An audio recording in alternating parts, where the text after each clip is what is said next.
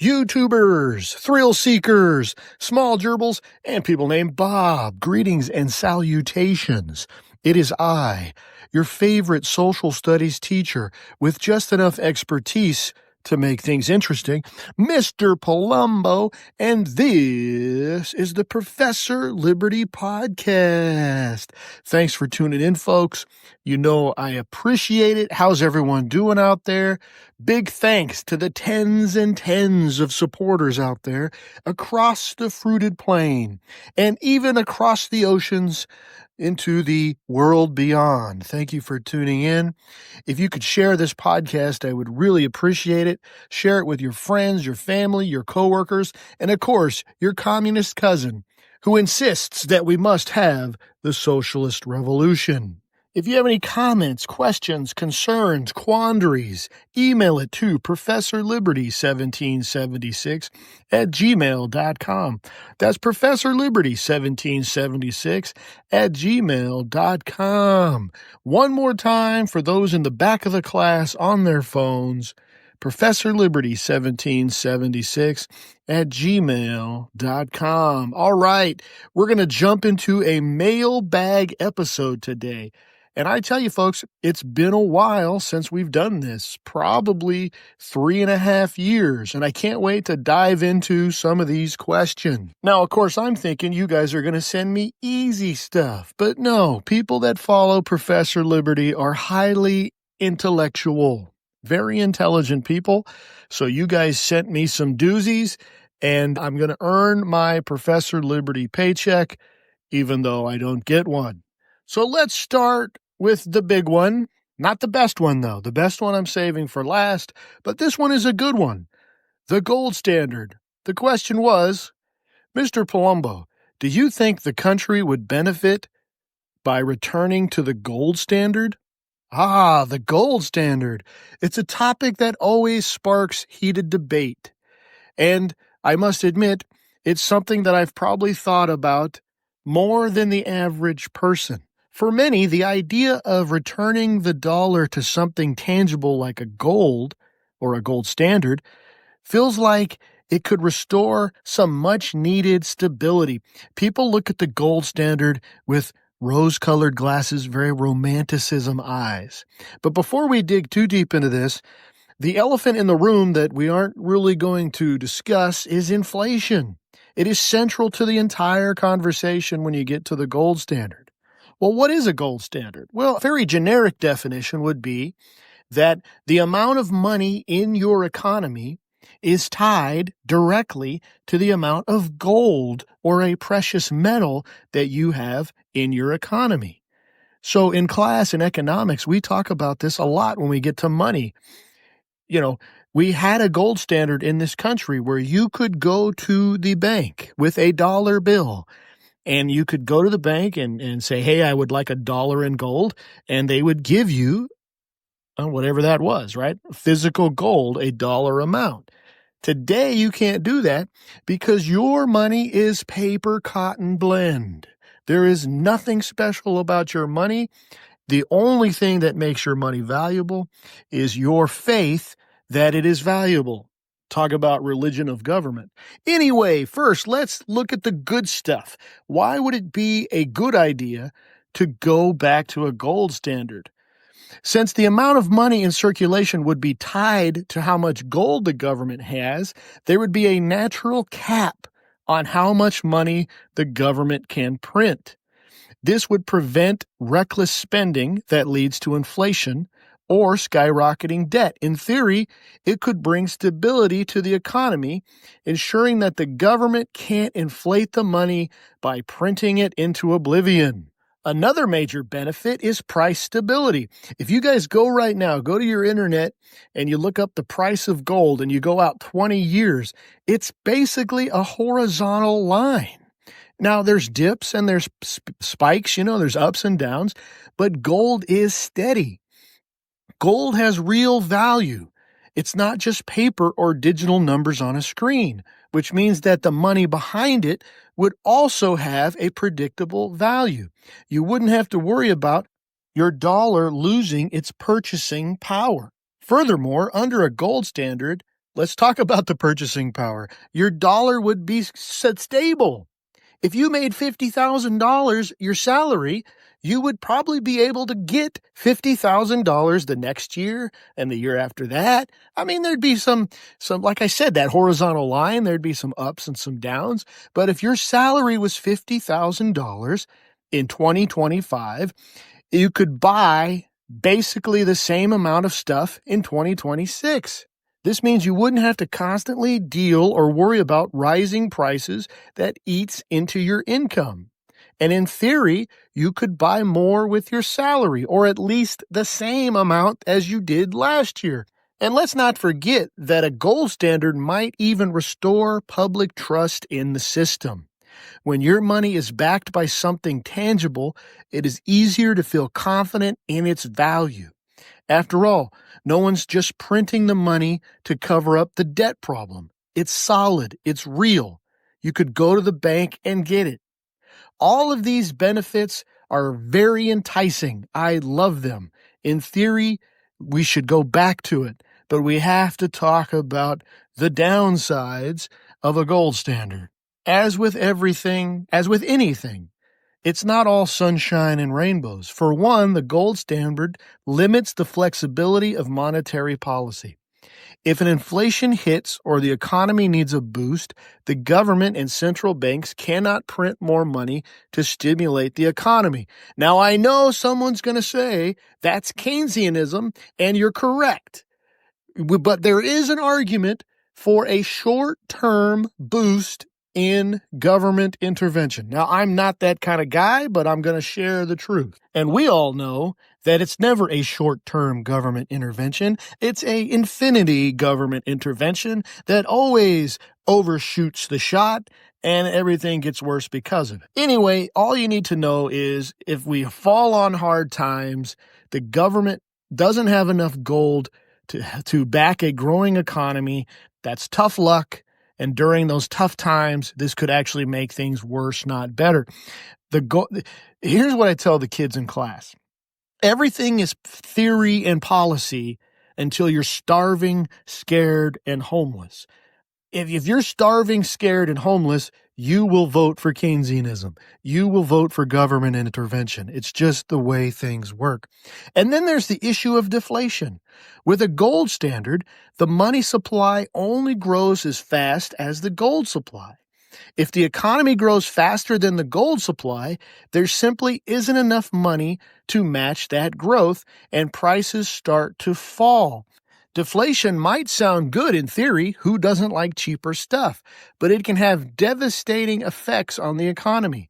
When prices fall too much, consumers delay purchases, expecting prices to drop further. This leads to lower demand, less business investment, rising unemployment. It's a vicious cycle that can trap an economy in stagnation. And frankly, today, boys and girls, economies are highly interconnected with global supply chains, rapid technological advancements, and instantaneous communication. We're going to talk about this when we get to the last question. Growth today isn't just driven by physical resources or labor. It is increasingly driven by technology, information, and service industries, financial markets, tech advancements. While historically the United States economy has averaged 2 or 3% growth a year, during periods of a technological boom, think the 90s, growth can vastly outpace that rate. This rapid pace creates demand for more money. In a fiat system, which is what we have today, central banks can pump that kind of money into the system, no problem. But under the gold standard, the money supply is limited by the amount of gold you have in reserve. This can create significant constraints. So should we go back to the gold standard? The truth is, it's not a simple yes or no. The gold standard offers an appealing solution to the concerns of overinflation and government spending. I'm all for that. We talked about constraints. If we can force government to constrain itself through natural measures, such as limited gold supply, that would be awesome. This is one reason why I like no state income tax. If the state doesn't have income tax, they don't have that near endless supply of money to waste. They have to find other forms of revenue, and therefore the government by nature is smaller.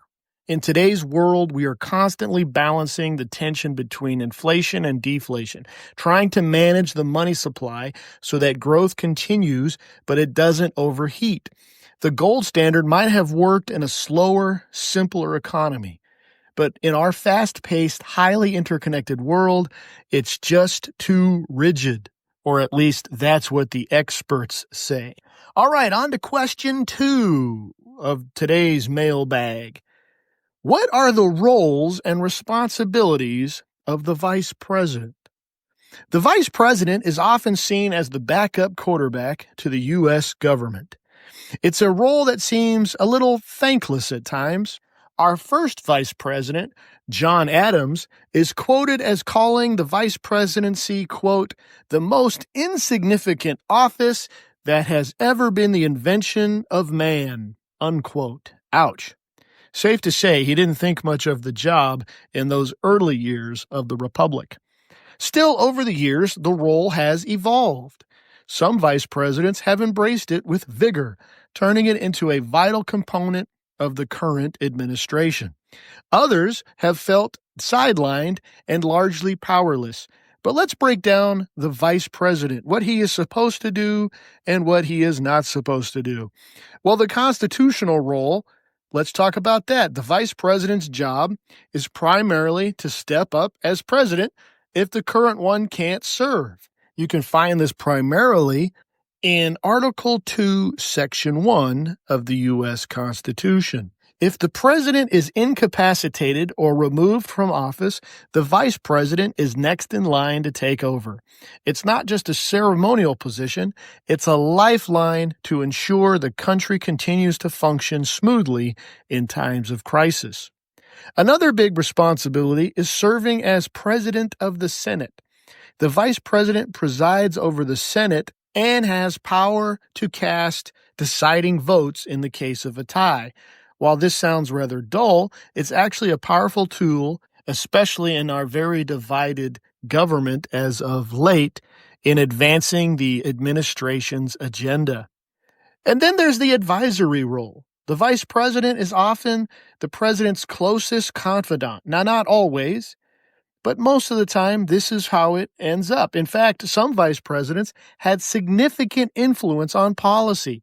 For example, Lyndon B. Johnson, LBJ, had a huge impact on the domestic policies during Kennedy's administration. He was known as one of the lions of the Senate, LBJ. He knew how to move legislation, and that therefore helped the Kennedy policies and agenda move forward smoothly. Not all vice presidents embraced this position. Some, like Harry Truman, had literally no role in FDR's administration up until FDR's death when he became president himself. The vice president also has diplomatic duties, representing the U.S. abroad when the president can't. The vice president can take on key international missions, meeting with foreign leaders, helping maintain strong diplomatic ties. Obama selected Joe Biden because he was perceived as young, too young. Obama, not Biden. We know he's not perceived as young. But because Obama was seen as young and inexperienced in foreign affairs, he tapped Joe Biden to be his vice president. And back to the LBJ thing, there's also the political side of things. Vice presidents can help their president move their agenda, and help with political strategy, especially in Congress. Al Gore, for instance, played a key role in pushing through the Clinton administration's initiatives on issues like climate change and the economy. The vice president can also campaign for the president's reelection in the case of George H.W. Bush during Reagan's second term. Or the president might select a vice president simply for the votes. So if we look at President Biden, he selected Kamala Harris to help shore up the woman and minority votes. So politics is politics. So while the vice president's job may have started with John Adams' scathing view of its lack of power, it has grown into a multifaceted and influential position.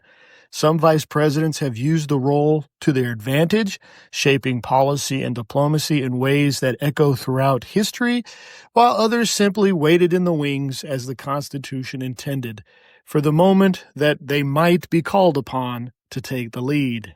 Okay, I saved the best question for last, and this question was submitted by a fellow educator, no less. Here we go. Quote, why is Trump doing the same thing we did that partially caused the Great Depression? The Hawley-Smoot Tariff led to retaliatory tariffs and an end to world trade. Well, aren't I the lucky one to tackle this? This is obviously a great question. I've seen this parallel made on the social medias as of late. And this one taps into some deep economic history. And the topic is definitely worth unpacking. So let's start first by rewinding the clock back to the 30s and talk about the Hawley-Smoot Tariff, one of the most infamous trade policy decisions in U.S. history, at least according to your textbook, that also contributed, didn't cause, but contributed to the Great Depression. In 1930, Congress passed the Hawley-Smoot Tariff, which raised U.S. tariffs on over 20,000 imported goods. The idea was to protect American businesses and jobs from foreign competition during the Great Depression. But what followed was disastrous. Other countries, angry over these tax tariff hikes, retaliated with their own tariffs on U.S. goods. This set off a chain reaction. Global trade slowed dramatically, and companies and countries began to turn their focus inward, focusing more on protectionist policies. This, of course, made matters worse, and it led to the collapse of international trade. Fast forward to today and the Trump's current administration's focus on tariffs. One of the central pillars of Trump's economic strategy is his America First trade policy. He's frequently targeted China in his first term, and other trade partners seem to be in the crosshairs in this second time around. The president has accused other countries of unfair trade practices and currency manipulation. In response to this, the Trump administration is justifying tariffs as a way to level the playing field, particularly with China, but now with other close allies. The idea is, just with the idea back in the 30s, the idea is that by raising these tariffs, American industries would be protected from cheaper foreign competition, and a U.S. manufacturing would thrive. But just like the Hawley-Smoot Tariff, these policies have invited retaliation from other countries. So is this history repeating?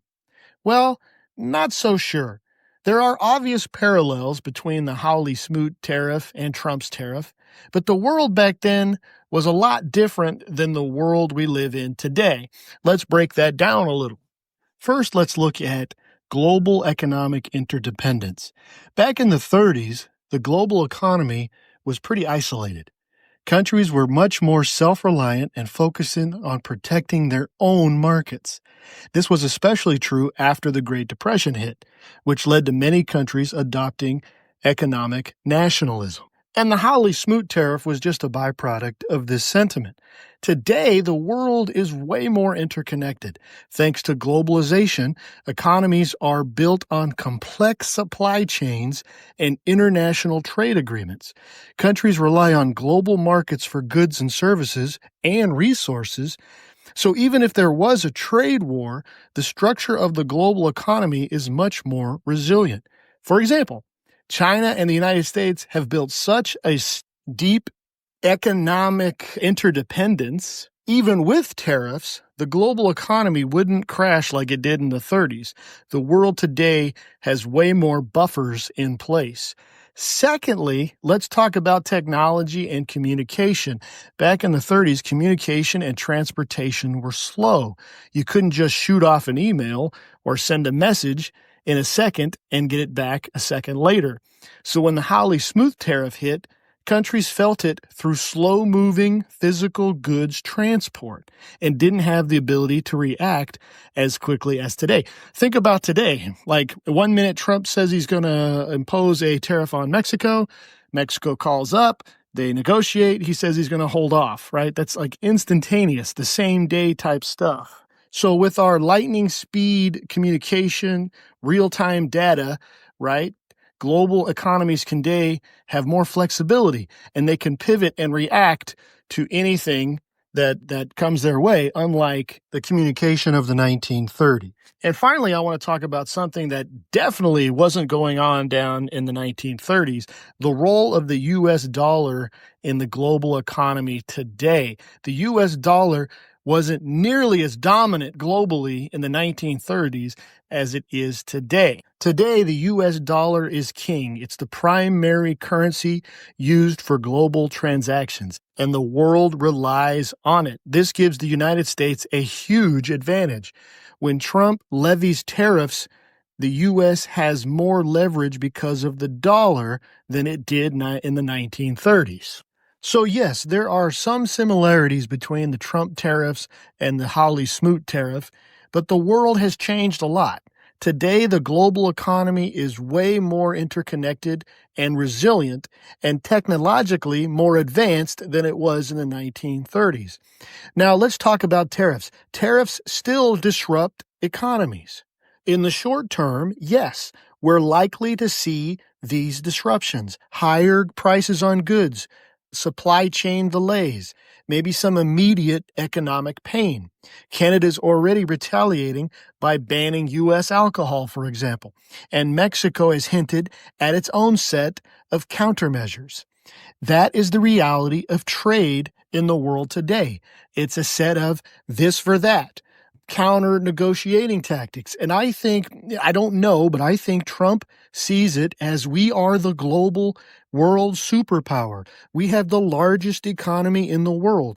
Why are we bending a knee and in some cases subsidizing these smaller economies just because, I've been coining this term. I think I said it last episode. We have this kind of superpower guilt. This, oh, well, we're the superpower, so let's let people just take advantage of us. Kind of like those people that are billionaires, they just have so much money. You're so rich, you start feeling bad, you start giving some of your money away because it just doesn't seem fair. If you remember people like Andrew Carnegie, The Gospel of Wealth, people in that vein, not all of them. Some people are millionaires and they don't care and they don't feel bad about it. But anyway, those are the short-term implications of tariffs. However, it's important to note that while there are some countries retaliating, there are companies that are already making increases in their investments due to these U.S. tariffs. For example, Eli Lilly, the pharmaceutical giant, has just announced plans to invest $27 billion in a new U.S. manufacturing plant. And some of this is because of the Trump tariffs. Trump has threatened to increase tariffs on pharmaceutical products. And so this is a direct result of a giant like Eli Lilly investing in this country rather than investing overseas. And there are other examples. The car maker Honda, for example, has decided to move production for its next generation Civic to Indiana rather than Mexico. This is another clear sign that companies are adapting to the changing landscape. And while tariffs might be creating some immediate tension, they're also prompting realignment of production strategies. U.S. companies, not all of them, but some of them will find it more cost-effective to invest locally and bring production back home, which is what the tariff is meant to do. So while it's a bumpy road and while tariffs do disrupt the economy in the short term, the global economy today is far more resilient than it was a century ago. The system is more adaptable today. Countries are far more interconnected, and technology and communication is near instantaneous. Well, there you have it, folks. The first mailbag episode in probably 3 years. The first mailbag episode of 2025.